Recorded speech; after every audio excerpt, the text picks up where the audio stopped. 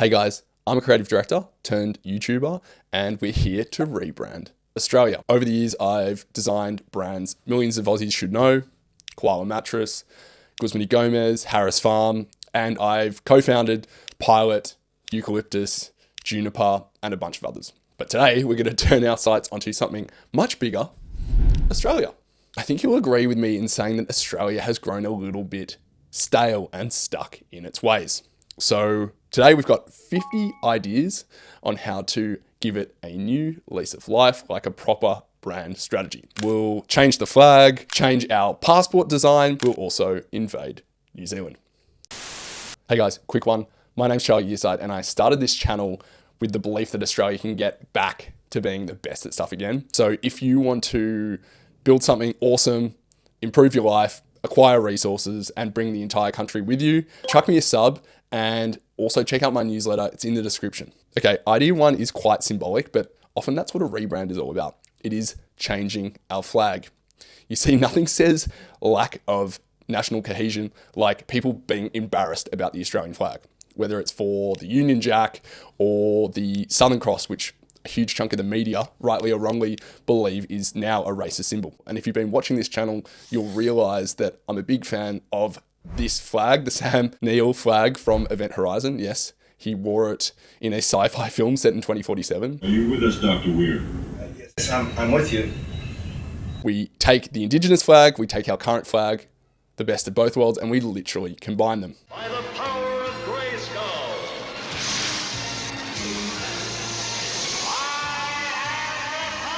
I think it looks amazing, and nothing says unity like a single flag that everyone can get around. Idea two is to delete a level of government, because a good rebrand removes items that are unnecessary.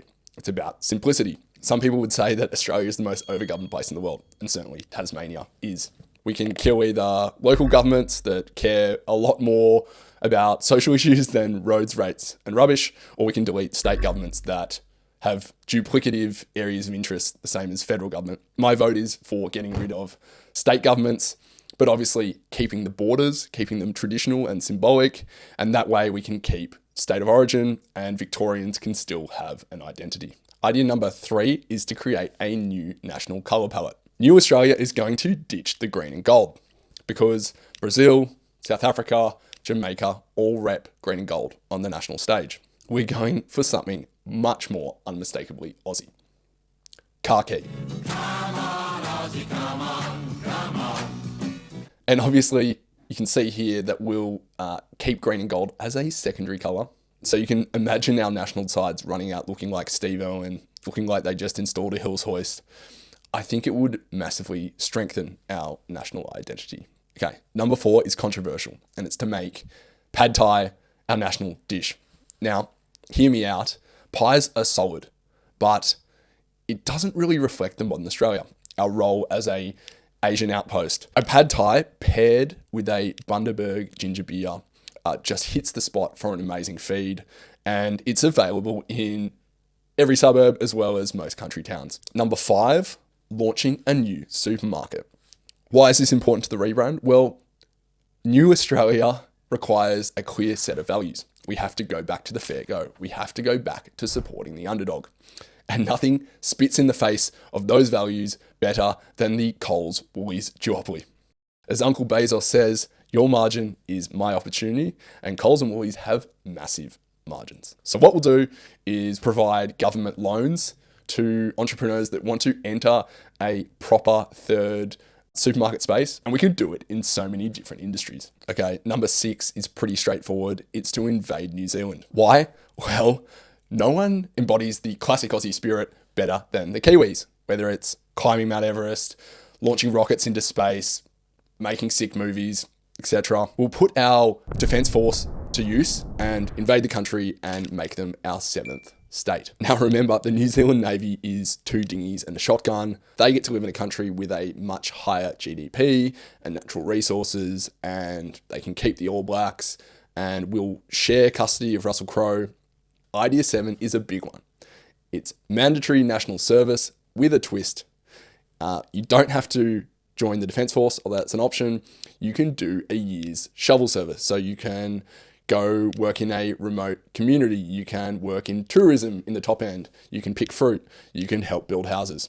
Basically, the only stipulation is that you move at least 2,000 kilometers away from your house. Now, I would have killed for an idea like this. It would give our young people a shared sense of purpose, some important perspective, some new friends. They'll come in contact with the beauty of remote Australia, but also its issues.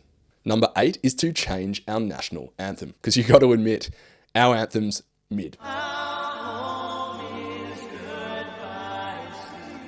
We need something more modern, something you can belt out. My vote's with I Am Australian. I am, you are, we are Australia. Gives me chills. And honourable mentions must go to Boys Light Up by Australian Crawl and Down Under by Men at Work. Okay, next idea is to elevate our national parks, because a good rebrand takes what is working and makes it better. Our national parks are amazing, but underutilised. Firstly, we need to make them free for people to access. Currently, we're moving the other way. They're more expensive. The next thing we'll do is we'll actually make each park its own little brand in itself, create a sense of identity, similar to what the Americans do with merch and a style guide and maps, encouraging people to collect them all. It could be amazing. Okay, idea 10 is to have the NRL buy the Wallabies. I loved Union, so this kind of hurts, but a good rebrand simplifies. It's time to put Union out of its misery. It's been mismanaged. It's obsessed with private schoolboys. The games are unwatchable. So Peter Volanders, if you're watching this, make the acquisition happen. Now, we'll keep the Bledisloe, can be every 4 years, and we'll have Payne Haas packing down on the side of the scrum a breakaway. Perfect. Okay, that's 10 down. Let's take a breath and ask ourselves, is this actually possible? Is this just stupid, chaotic ideas? Well, no, because nation branding is actually a thing. So some of the coolest countries right now invested very intentionally in branding 10, 20 years ago. There was the Cool Japan movement, and Korea had a presidential sort of working group to make Korea cool. I mean, it's why everyone listens to K-pop, wears Korean makeup and cosmetics, watches Parasite. They are a cultural powerhouse. So Australia at a government level could very well do this. Ditch Tourism Australia and invest at grassroots branding. It's real. Okay, next one is a new national public holiday to honour the most amazing, hardworking, awesome, high-achieving generation Australia's had, the boomers. It's a public holiday, so cafes and venues can charge a 10% surcharge, except on extra hot coffees and Penfolds. But one small catch. A special means-tested tax levy will be applied to everyone over the age of 70. So if boomers want their special public holiday, they'll have to cough up the collective billions to be redistributed through society for people that actually need it. I'm sure the boomers won't mind, because they'll be attending their special appreciation ceremonies emceed by Andrew Bolt or Jane Caro. Next one is the National Health Subsidy, because hot people are great for the national brand, great for tourism. So if you can prove that you went to the gym on average 3 times a year, you'll get $1,000 off your tax bill. The long-term savings of this for Australian healthcare, for Medicare, would be in the billions. And this would make people not just physically healthier, but mentally healthier. Next idea is a critical reform, and that is the national vape buyback scheme. Now, we don't need to smoke in this country. We'll get rid of vaping. Ciggies can go too, and we'll buy everyone's vapes back. Now, for those that really want to smoke, cigars will remain legal, but you just have to look like Arnold Schwarzenegger hanging out the side of a Hummer. I'm still smoking stogies. I love it. Okay, let's get serious for a second. Number 14 is a proper Bill of Rights. Now, for those that don't know, this exists in most Western countries, functioning democracies. We don't have a bill or a charter of rights, but it's becoming obvious that it's more and more important. So if Australia truly stands for ongoing freedom, the right to protest, the right to a fair trial, and we're sick of getting our rights slowly eaten away by knee-jerk laws based on hoaxes or social media bans, it's time that we got serious and created a really cool brand for our Bill of Rights. Let's call it the Civic Code. Next one is to bring back knighthoods.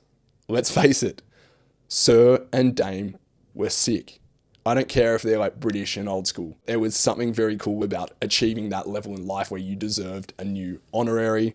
So let's bring them back, make them truly Australian. We'll have Sir Paul Kelly and Dame Kathy Freeman to start. Let's just do it. Next idea, we'll bring back the classic Auscam camouflage pattern for the Australian Army. Do you guys remember the old jelly bean pattern? It's an absolute classic, but it's been optimized out of the Defence Force by the bean counters. We know that when it comes to branding, sometimes form matters than function. And so it's important that as a form of propaganda, our soldiers are looking absolutely on fleek. So bring back Auscam. Next one is another bring back, and it's bring back the biff. Do I really need to explain this one? When it comes to state of origin, referees, put the whistle away, let the boys play. The MMA is the fastest growing sport in the world. Things don't have to make logical sense, at least not for 3 games a year. Okay, next one is free daycare, because New Australia should care about not having a cratering population. It should care about families. If you talk to anyone in their 20s, most of them are convinced that having a family is a terrifying idea. It's also really expensive. So let's make it a simple decision. And we've got all these semi-private institutions that are our daycares. Let's nationalise them. Let's make them as good as possible and allow parents to go off and grow the economy a couple of days a week. Whilst we're on education, the next one is school meals. This would be an amazing boon for our healthcare. A healthy country is great for our brand, but it also is just logistically easier for young parents. Number 20 is Relegate St Kilda. There has to be consequences for chronic underperformance. The St Kilda experiment has failed, so it's lights out. We'll redistribute their fans to other clubs. And Port Melbourne, you're up. Next one is the high-speed rail. Now, a lot of people think that the high-speed rail is about getting from Sydney to Melbourne faster, like the airport lobby. But it's not. It's about being able to live an hour or two from the cities and get to work in half an hour, 20 minutes. It's actually about living space, and young people need living space. I believe the Germans had a word for it. What was it? Lebensraum. Next one is to rebrand citizenship ceremonies. Do new citizens really need to know about when Captain Cook landed or the number of states and territories? No. So it's book smarts out, street smarts in. We'll quiz, how far away from the beach is it socially acceptable to still be wearing your bikini or budgie smugglers? True or false? Do I have to ask the cabbie how his night's been every time I get into a cab? Add in a sausage sizzle, have it on a beach in a national park, and it'll be great. Look, I know this feels like a chaotic list of 50 ideas, but there's actually a bit of method to the madness here. You see, most successful brands have brand guidelines. They have an understanding of their tone of voice, their look and feel. And the crazy thing about Australia's brand guidelines is they're online, but you can't just download them. You have to order them. And you have to be an eligible business, industry, or government to use the brand guidelines. I mean, what's the point of that? This video is the brand book. We're building it in real time. Let's keep going. Next one is to bring in Pacific Island workers to build our housing. Now we have a PALM scheme already, but that's for agriculture.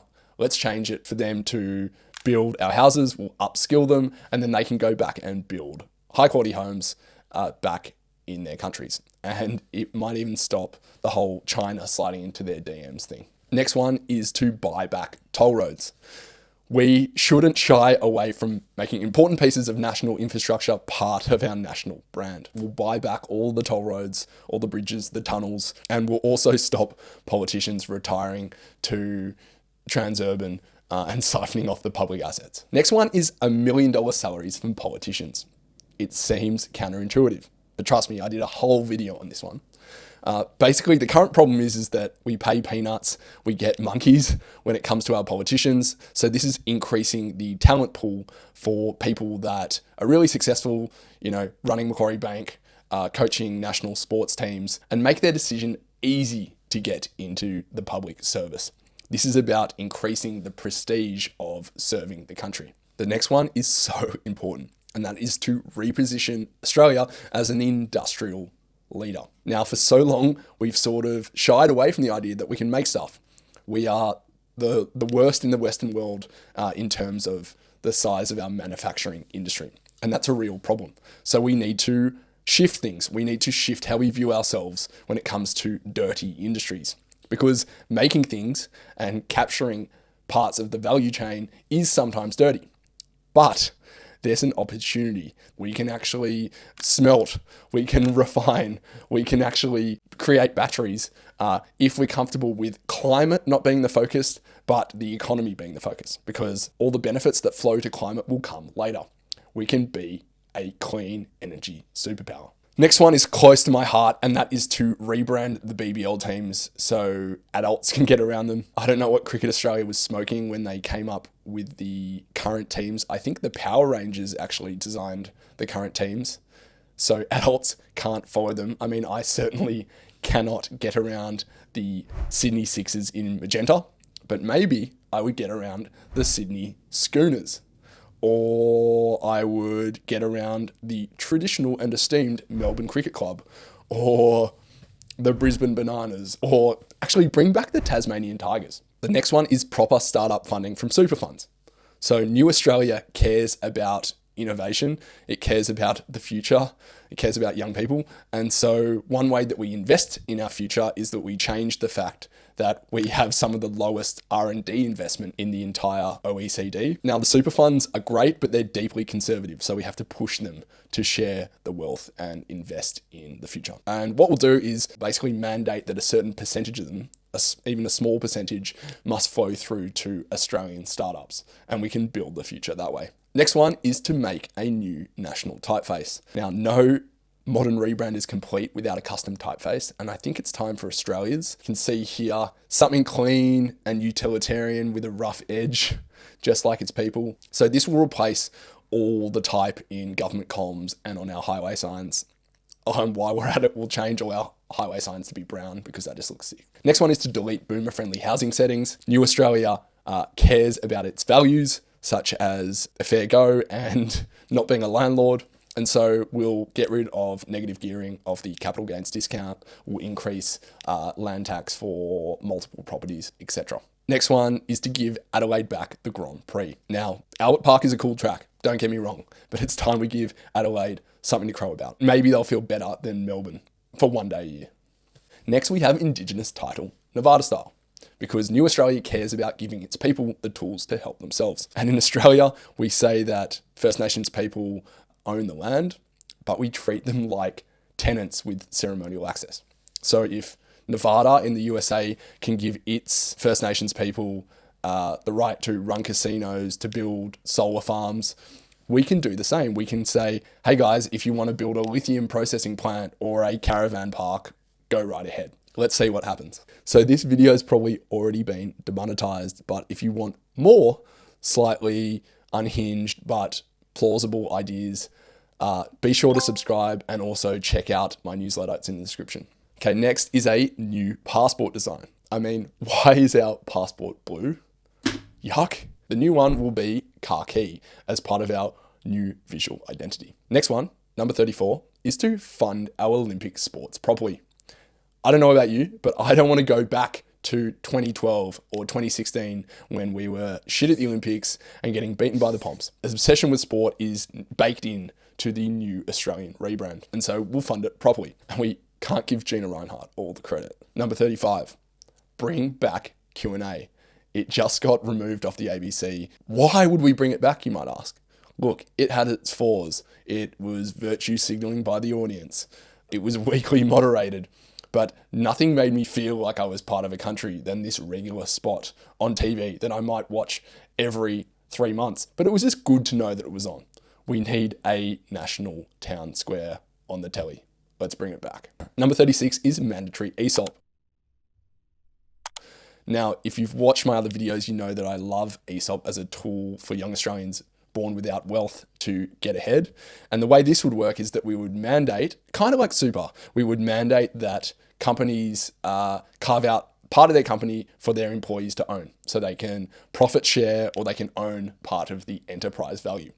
It would align Australians with the importance of the economy and it would get them engaged with their work. And I think it would be a massive productivity boost. The next one is to fund the arts properly. You see, in Australia, creativity is government funded, resulting in inoffensive, kind of lame consensus ideas. It's why our films suck. Okay, maybe saying they suck is a bit harsh. We've had some absolute bangers back in the day, but we just haven't had anything good in the last 20 years, apart from Mad Max Fury Road. But we have a whole bunch of rich people with money, so let's change the trust system. Let's give them tax breaks for patronage, for investing in publishing houses, think tanks, the arts, cultural events, even movies, and it'll be amazing to see what we produce. Next one is to redesign the state license plates. I think you'll agree that our license plates are yuck. I mean, Victoria, the education state. Tasmania's explore the possibilities. New South Wales, that like fugly uranium cake yellow. So what we'll do is we'll take a leaf out of Hawaii's book, California, and we'll create iconic, simple, distinct license plates. The next one is we'll add a fifth bank. And the goal here is to make the big four into the medium five. Now, all the big banks are currently focused on the older generation because they have all the wealth. So we'll basically support a up bank or a PERWA to fill the void for young people and become that challenger. I think it would have huge impacts on the financial position of young people. Number 40, ban government social media accounts. Now, this one's simple. If you've ever seen the New South Wales Police Force account or Sydney Water, you'll know that not only is it cringe, it's just a waste of time. Stop trying to be my mate and do your job for cheaper. Next one, number 41, is Abolish Myki. Sorry, Victorians, your system sucks. So shut it down and we'll give you Opal. This is probably another reason why we should abolish the states. Next, we'll bring back music festivals. So we'll resurrect Big Day Out, Splendour. We'll have the ABC broadcast them. The government can cover the exchange rate difference when booking foreign artists. We'll have an Australian band quota, no sniffer dogs. It's an important cultural layer to our rebrand. All right. This might all sound cooked, but you can see here that rebrands are more than just logos and colours. It's how a entity acts. Australia's brand is slow, cynical, and allergic to ambition. Next one you probably knew was coming, and it's a big one, and it's to rethink how we do Australia Day. Australia Day is so important. It's important to have a national day, but we will change the date because at the moment it's just sort of stuck in no man's land. We'll change the date to the last Saturday in January or May 8, mate, get it? It doesn't really matter. We'll pick a date and in the morning we'll do a solemn smoking ceremony. All school kids will mandatorily attend, and in the arvo we'll move to a pub and have a massive piss up with the hottest 100 on the radio. 44, it's to rebrand Centrelink as Lift. No, not the soft drink, but a new name for a combined entity of Centrelink, the NDIS, and aged care. And the reason for the name change is to remind people that helping others up is an important part and an important value of the new Australia, but also to remind people that it's something that is often temporary.